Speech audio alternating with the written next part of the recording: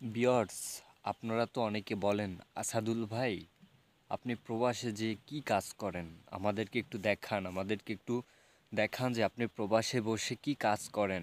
আসাদুল ভাই, আপনার ভিডিওগুলো কন্টেন্টগুলো তো আমাদের ভালো লাগে। তো আপনি কি প্রতিদিন সবসময় কি বাসায় বসে ভিডিও করেন? আপনি কি বাইরে বসে ভিডিও করেন? না, দেখেন আমি আজকে দেখাবো আমার এই প্রবাস জগতে আমি কি করতে পারলাম। আমি একটু আপনাদেরকে দেখাই যে আমি প্রবাসে এসে যে খ্যাত করেছিলাম সেই খ্যাতের এই জায়গাটা একটু জলা ছিল, এই জায়গাটায় বন রেখেছিলাম।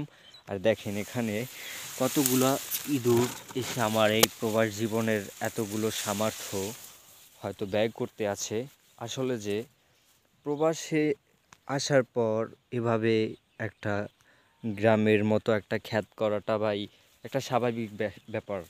এটা কি একটা স্বাভাবিক ব্যাপার? আমাদের কাছে এখন স্বাভাবিক মনে হবে, কারণ এটা আমরা দেশে বসেও করতাম।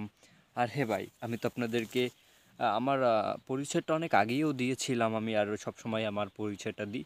আমার বাড়িটা রংপুরে ভাই। আমার নাম হলো আসাদুল। আমি প্রবাস জীবনে ভাই প্রায় 14 বছর যাবৎ কাজ করি। তবে আমি প্রায় 2 কোটি টাকার মালিক হয়েছিলাম। তবে সেই 2 কোটি টাকা এখন আর আমার নাই। সেই 2 কোটি টাকা এখন অন্য কারো। এমন করে হয়তো এই টাকাগুলো যারা নিয়ে গেছে, বাট তারা অন্য কেউ না, তারাই হয়তো আমার আপনজন। বাট এরকমের ভাই, আজকের গল্পটা কিন্তু এই আসাদুল ভাইয়ের নামেই ছিল। হয়তো নেক্সট ভিডিও পাবেন, ভালো গল্প পাবেন আসাদুল ভাইয়ের নামে। হয়তো একটু সময়ের প্রয়োজন হবে, তবে একটু দেখালাম। এই অভিনয়টা করতে হলে একটু ভালো পজিশনের দরকার।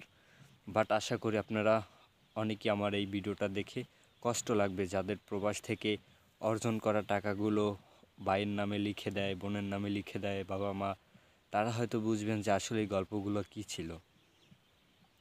ভালো থাকবেন, সুস্থ থাকবেন।